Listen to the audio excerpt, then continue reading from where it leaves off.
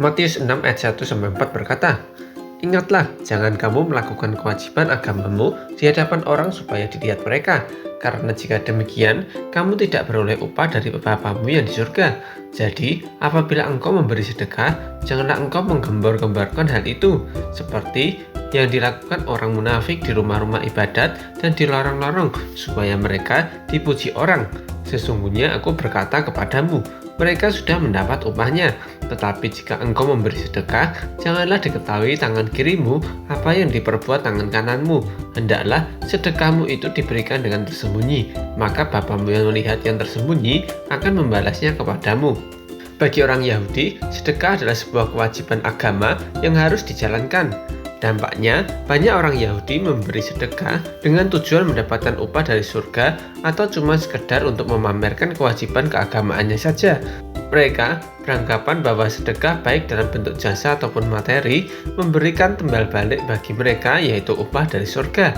Padahal Tuhan Yesus berkata bahwa mereka tidak akan mendapat upah dari surga karena mereka sudah mendapat upah di dunia, yaitu rasa kebanggaan karena dianggap dermawan oleh orang lain.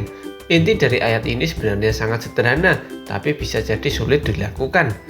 Intinya adalah berilah sedekah dengan tulus. Berilah sedekah kepada orang-orang yang benar-benar membutuhkan, seperti janda miskin, anak yatim piatu, ataupun keluarga Anda yang kekurangan.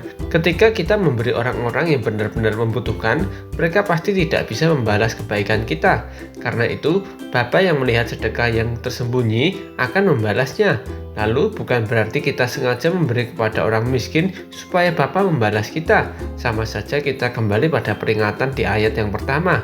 Jadi, memberi dengan kesungguhan hati karena memang rasa belas kasih tidak mudah bagi yang tidak terbiasa dan orang-orang yang selalu berpikir timbal balik. Apa untungnya aku memberi atau menolong mereka? Inilah kebaikan yang dimaksud Tuhan Yesus. Sama seperti Tuhan Yesus yang rela turun ke dunia menjadi lebih rendah dari malaikat, bahkan mati dibunuh ciptaannya sendiri. Apakah Tuhan mendapat sesuatu sebagai ganti nyawanya? Manusia tidak sanggup membalas kasih Yesus yang sudah menyelamatkan. Inilah pemberian yang benar-benar sangat mahal harganya. Oleh karena itu, kita telah mendapat kemurahan dari Tuhan Yesus, maka kita harus menunjukkan iman kita dengan perbuatan yang menunjukkan iman kita, yaitu kasih.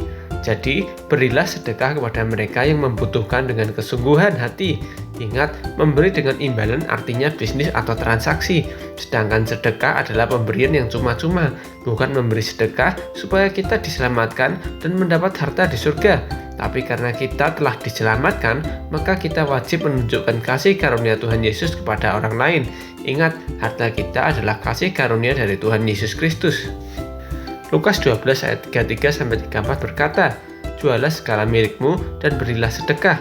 Buatlah bagimu pundi-pundi yang tidak dapat menjadi tua, suatu harta di surga yang tidak akan habis, yang tidak dapat didekati pencuri, dan yang tidak dirusak ngengat, karena di mana hartamu berada, di situ juga hatimu berada."